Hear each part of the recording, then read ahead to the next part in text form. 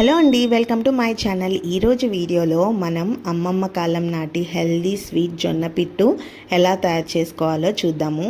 ఈ మధ్య junk foods వచ్చాక ఎన్నో సాంప్రదాయక వంటకాలు ఎన్నో మర్చిపోతున్నాం కదా.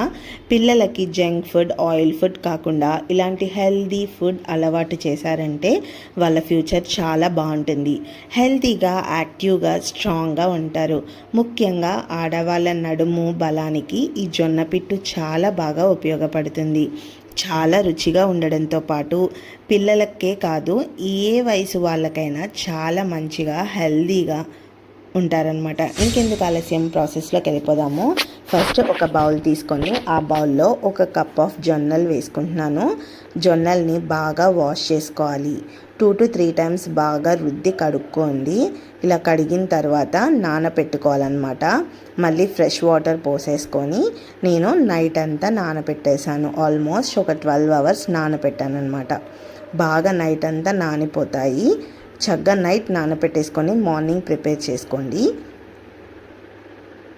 నేను మార్నింగ్ చూసేసరికి బాగా నానిపోయాయి అనమాట. నానిన తర్వాత కూడా ఒక 2 times వాష్ చేసుకున్నాను. వాష్ చేసుకొని ఇప్పుడు ఆ జొన్నల్ని వాటర్ లేకుండా డ్రైన్ చేసుకోవాలి. ఒక జాలి గిన్నె తీసుకొని చక్కగా ఇలా జొన్నలు వేసేసుకొని డ్రైన్ చేసుకొని, మీకు కావాలంటే కాటన్ క్లాత్లో ఒక 5 minutes ఆరబెట్టుకోవచ్చు, లేదా ఇలాగే జాలి గిన్నెలో పెట్టి ఒక 5 నిమిషాలు ఉంచితే వాటర్ మొత్తం ఒలికి వస్తాయి. తర్వాత వాటర్ లేకుండా మిక్సర్ గ్రైండర్లో ఈ జొన్నలన్నీ వేసుకొని మంచిగా గ్రైండ్ చేసుకోవాలి. మరీ మెత్తగా కాకుండా చూపిస్తున్నాను కదా, ఇలా రవ్వలాగా గ్రైండ్ చేసుకోండి. ఇలా గ్రైండ్ చేసేసుకున్నాక మీ దగ్గర ఉన్న ఇడ్లీ పాత్ర కానీ లేదా ఆవిరి కుడుం పాత్ర కానీ తీసుకోండి. అది కూడా లేకపోతే జస్ట్ ఒక గిన్నె తీసుకొని దానిలో వాటర్ పోసుకొని పైన ఇలా జాలి గిన్నె పెట్టుకొని కాటన్ క్లాత్ తడిపి వేసుకున్నాను నేను. వేసుకొని కాటన్ క్లాత్ అయితే చాలా మంచిదన్నమాట. అలా వేసేసుకొని దానిపైన మనం ప్రిపేర్ చేసుకున్న జొన్న పౌడర్ని వేసుకొని ఇలా ఒత్తుకోవాలి. చూపిస్తున్నాను కదా, అలా ట్యాప్ చేసుకోవాలి. అలా ట్యాప్ చేసుకొని మధ్యలో ఇలా హోల్స్ పెడుతున్నాను చూసారా, అలా హోల్స్ పెట్టుకోవడం వల్ల లోపల వరకు బాగా ఉడుకుతుందన్నమాట జొన్న పిట్టు అనేది.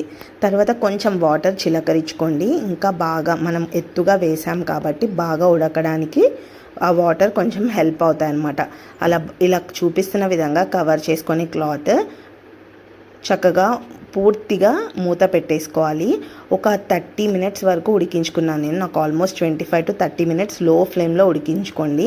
అప్పుడు లోపల వరకు ఉడికిద్ది. నాకైతే అంత టైం పట్టింది. మీరు కూడా ఒకసారి చెక్ చేసుకోండి.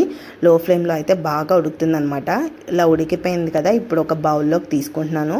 చూసారా ఎంత బాగా ఉడికిపోయిందో. మీరు కూడా అలాగే లో ఫ్లేమ్లో ఒక 25 to 30 minutes వదిలేశారంటే బాగా ఉడికిపోతుంది.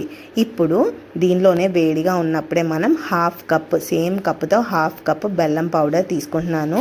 మీరు నార్మల్గా బెల్లం తురిమైనా వేసుకోవచ్చు.